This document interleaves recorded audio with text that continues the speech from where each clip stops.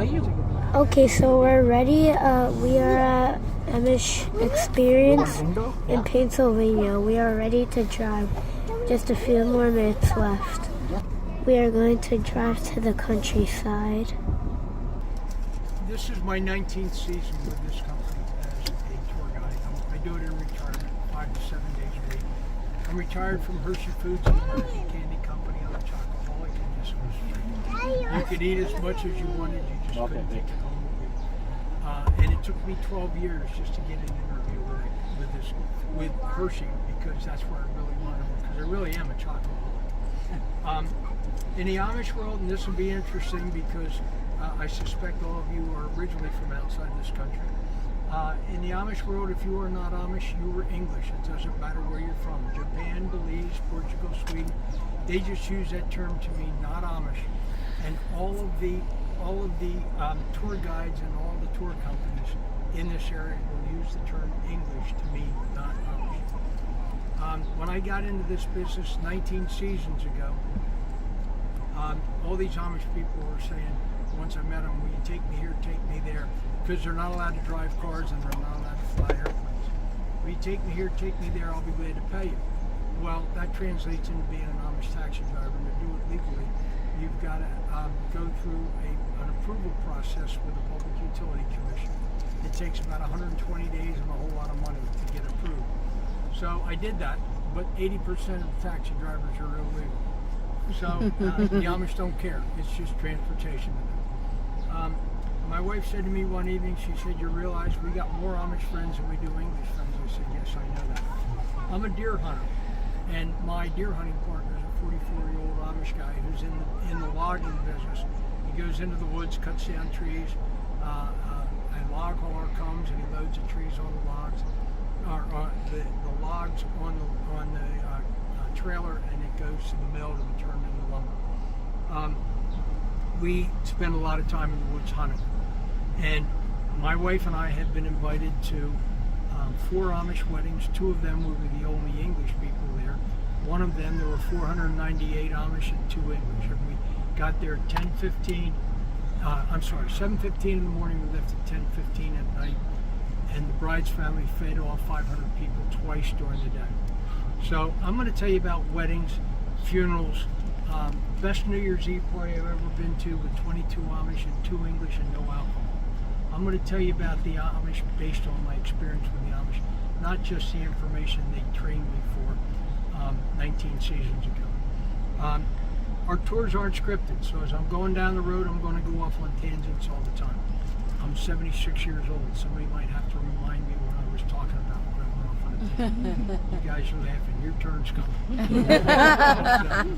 So, the Amish have a very strong religious belief that photographs are prideful. Pride is a sin. They do not want to have photographs taken.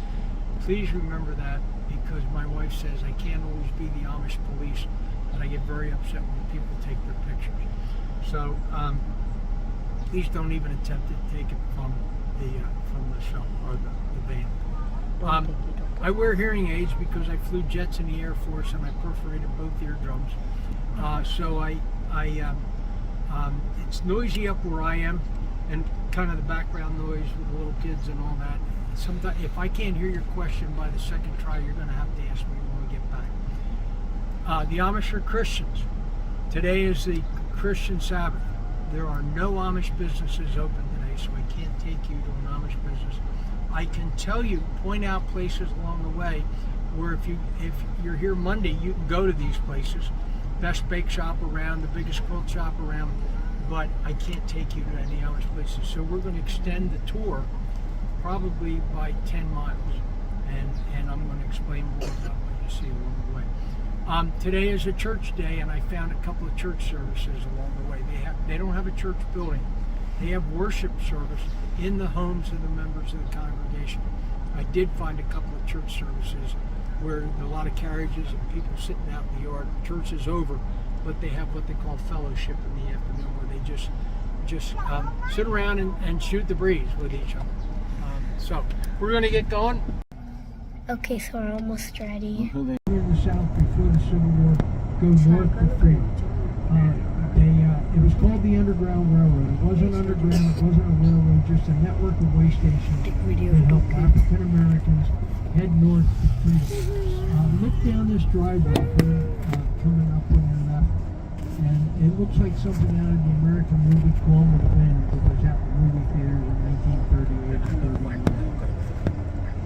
About 3 years ago, an Amish family bought it, and they're turning it into an English event venue where it looks like they might be having church back there because I can see some white capes and aprons.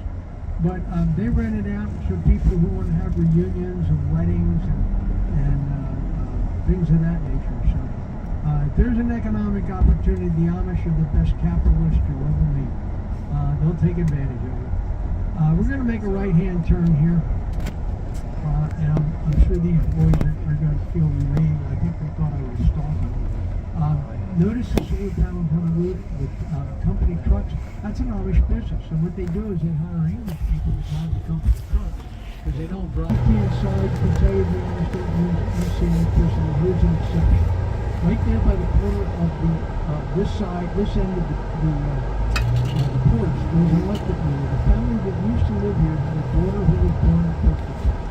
She needed a respirator and an air conditioner in order to survive. They got permission from the bishop to have AC electricity in the house for those devices. They also own a red van, and when they needed to take surgery on a doctor's place, they would call an English person to come upload Sarah van, and the English person would drive the van to the house. They have since moved. I get questions about somebody got right in the areas. Who inherits the property? It's not necessarily the estate. 7 years ago, this was when mom and dad retired from college, went on airport. They built a little barn and a barn house, and they moved in. They turned the house, the barn, and the farm over to their youngest daughter and her husband. So it wasn't the oldest son, it was the youngest daughter. And it's an individual family basis. Each family decides on their own who gets the property. Nothing is based on tradition. We get a little school here with no neighbors, so I'll stop very briefly. If you have tickets for the house tour, we really know detail. Simulated government school, but I'm going to provide a little bit of a difference. They are regulated by the Pennsylvania Department of Education, just like any Quaker school, Catholic school, Christian school. They are required to